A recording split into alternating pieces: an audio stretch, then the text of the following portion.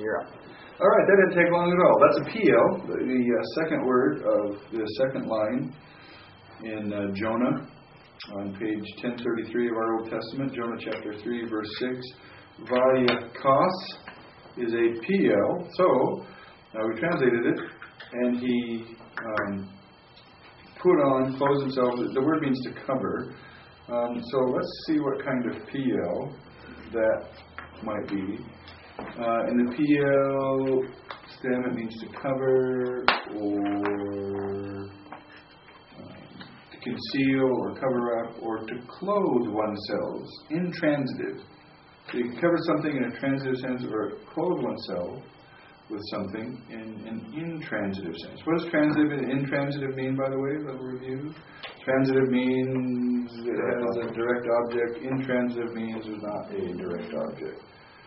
So it's clothe oneself. So let's take a look at the PL stem and see what we think might be the use in this case. Okay. I know that was in my book earlier. I'm convinced that it's still 83 is true. 44, 45. Yeah. All right, PL stem. There we go. All right. All right. To cover or clothe oneself. I vote for factative because it has the object of the sackcloth. Mm-hmm. Well, actually, see, this is devised. Denominative? I'm not really sure that it is. I think it's intransitive here. They clothe themselves, but with sackcloth.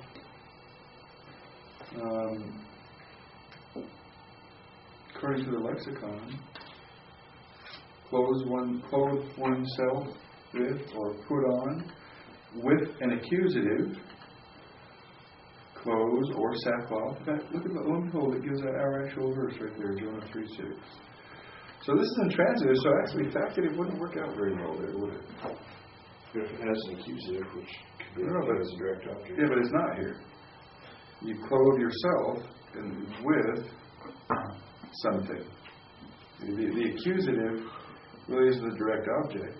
I mean, in a sense, if you clothe yourself, that's kind of a reflexive idea, right? I would say so. I don't think that's an option for a PL. It just might surprise you what this is going to turn out to be, in my opinion.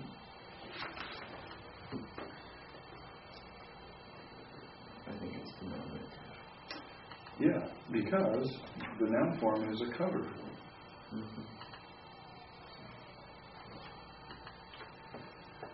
Because there's the derived verbal idea related to a noun or substantive, which is the cover. Okay. There you go. But it is interesting. Why isn't the sackcloth the direct object here? But in a sense, you're not really clothing the sackcloth. You're clothing yourself with sackcloth. So if you really think about it really hard, the sackcloth really isn't a direct object. So denominative is what we would have to call that. This is thinking pretty hard about the details of grammar, isn't it? It's got to help our understanding. It's got to make us wiser, healthier, wiser, maybe a little wealthier, maybe not much. I don't know. I still might stick with my original guess on that. If it's a complement accusative, then the object is a noun used with certain intransitive verbs which take on new transitive meanings. And verbs sometimes taking the complement accusative are verbs of robing and disrobing. Where are you reading? Page 16 under the accusative. 16? Well, sometimes in there. You're working hard. Under the complement accusative.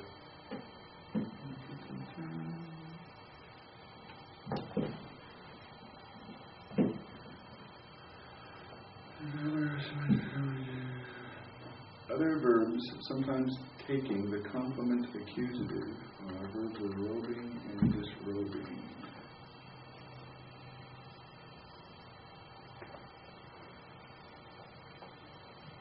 That was just an example he was using. As well as verbs of dwelling. And the people took off the rings of gold. Okay.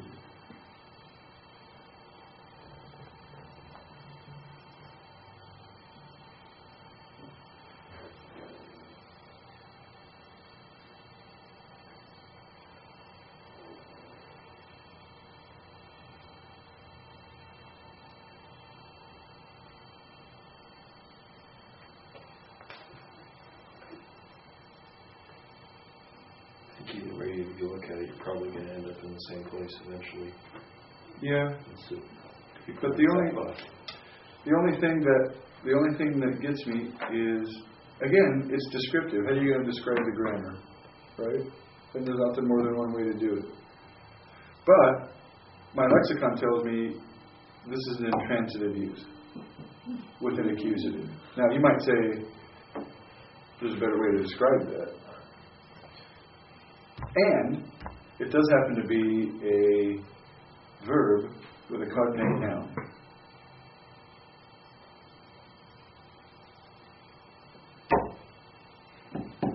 Now he doesn't list that verb. He doesn't list the verb here.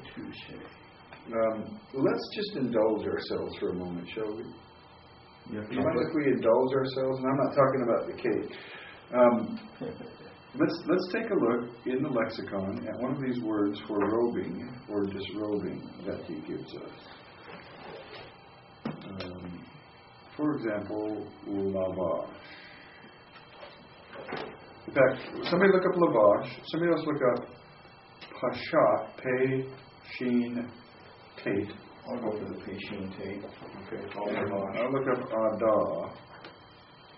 Just for fun, since I happen to have a dictionary here.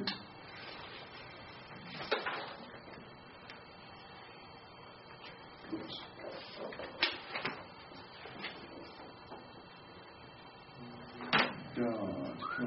Okay. So here we have only a cow possibility, only the possibility of a cow with that one.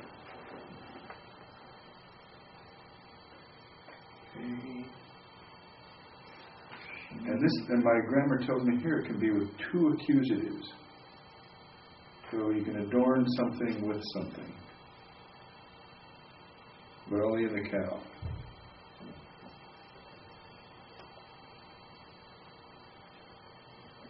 Pei, sheen, tate.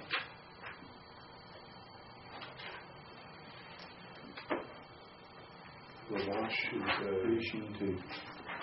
Cow, and it can have an accusative. And cow, put on the garment. What's in the accusative? Does it tell you? What's that? What would be in the accusative? Does it tell you? Put on a garment or armor. So the armor or garments in the accusative? Yeah. What does it say? Does it say anything about objects and stuff like that? What page is it on? 173. That's in the cow. In the plural, it can have an accusative to be clothed with or in official attire. In the hifil, it can take an accusative. Take a double accusative, person and a thing. Put something on someone. With the accusative of the person, with the accusative of the thing.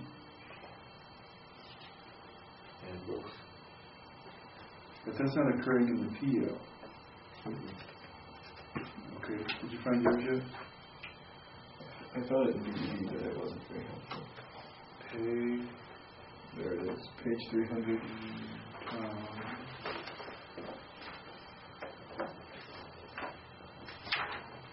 Cow, perfect, imperfect. PO, infinitive.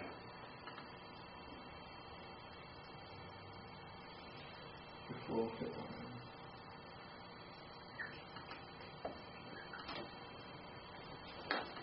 So you have cow, now you have PO to strip the slain enemy.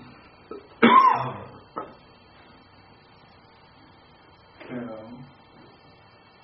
Let's see, object with clothes to take off. Clothes. PO, though, we have to strip a slain enemy, but I wonder what the object is there. Object of clothes and armor.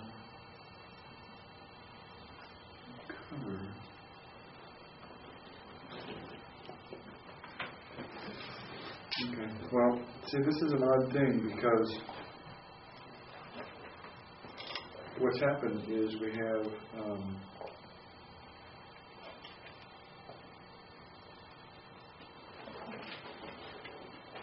in the factitive, what you're doing is taking a transitive verb, or you're taking an intransitive verb in a cow and making it transitive. Here you're doing just the opposite. You're taking what is the transitive verb in the cow and making it intransitive, according to my lexicon.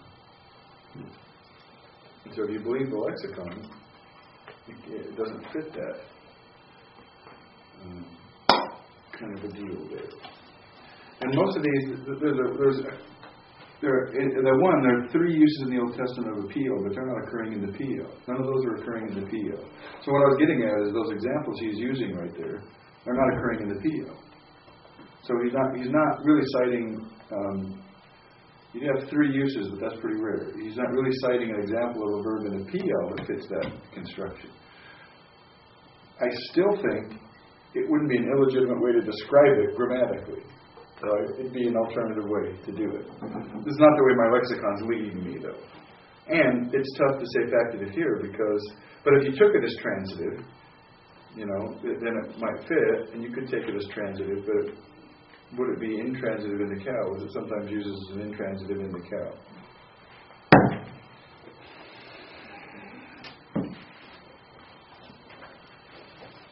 Why this matters? Maybe someday, it'll be the theme of your sermon. Maybe not from this passage. All right. Who would like to read verse 7 for us? Let's just read verse 7. English Standard or Hebrew? English Standard. And he hollered. And he said, in Nineveh,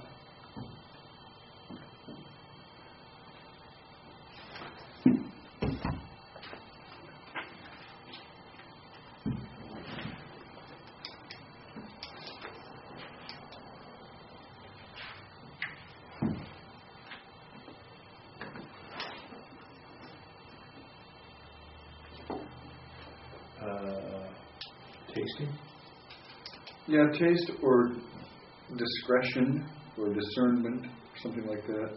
I think what we have is a play on words going here, and so I'm going to go with the discernment. Okay.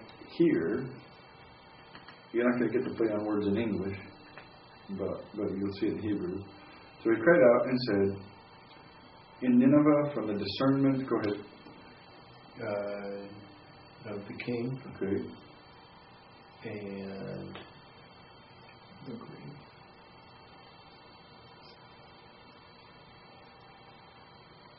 his great. Is that right? Yes, his great ones, that's right. And his great ones saying, the person Okay. and the beast, the morning, cattle. That's right. And the flock, goats, sheep. Mm-hmm.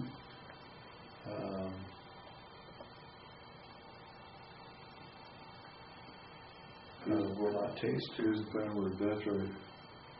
Will not taste from. The word means anything. Or nothing. Okay. Bad English. Anything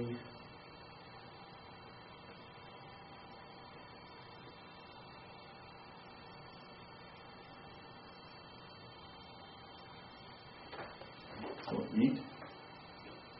Pasture. They will not pasture. I'm stuck on evil. Yeah, well, those words are very difficult. The word for to fear and to see is easy to confuse, and the word for friend, evil, pasture, all of those are very difficult to keep separate. Well, friend and evil are pretty similar concepts. Thank you, Don Corleone. Will not pasture and water he will not drink. They will not drink. How do you parse all these with the all? The all is a negation, right? These are cal what? 3 P, 3 CP. Yeah, but what's the tense, if I can use that term? Cal imperfect. In perfect form, but they're not imperfect. I knew you'd need to be reminded of this. I knew it. Jussives. They're jussives. When used in a perfect form in a voluntative sense, it's a jussive. That could be without the negation. Let them do this. Jussive. The negation with the jussive is all. All with the jussive. If I had low, it would be he will not do this. But all with in a perfect form is all with the jussive, so it's voluntative. Do not. It's command. Or let them not. Let them not. That's right. So those are jussives. Okay. And what use of the article do we have up there, by the way? Saying the man or the person, the beast, the cattle, the sheep. That's a general. Generalizing use of the article. Right? It's not talking about a specific man, but anybody in the category of man. You know. So, yeah, that's very good. So now they're fasting and not eating. See the play on words? By the discernment of the king, nobody shall eat. Same word. Eat to discern. Interesting. Is that like Psalm 34:8? Taste and see what is good. Would that be that word? Forgot to memorize that. In Hebrew. It's a good question. Huh? Let's remember to look at that at the end. Or we could assign somebody to look at it now. I'll do it. What is it? Psalm what? I think it's 34:8 in English. Okay. Psalm 34:8. Remember, you got probably a one verse difference in the English and the Hebrew of the Psalm because the Hebrew counts the superscription as verse 1. So it's probably verse 9 in Hebrew. If it's verse 8. Yes, it is the same word. Is it? Yes. Huh, how about that? Taste and see that Yahweh is good. So it could be discern. Have a discerning power. That's a good observation. I like it. I give you 5 extra points. And again, even though you could, possibly, you probably wouldn't have made that connection unless you were looking at it in Hebrew. Right. And you certainly, when you read that song, unless you're looking at it in Hebrew, you wouldn't get that. So it'd be interesting to do a word study on that word and see if there really is a purposeful ambiguity. Are there other words for taste? And is there a purposeful ambiguity in that song for discerning? Interesting. All right, verse 8.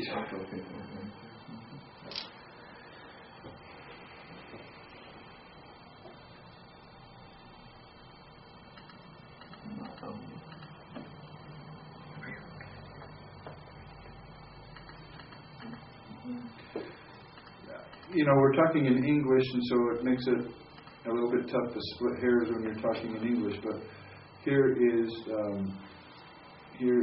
the cover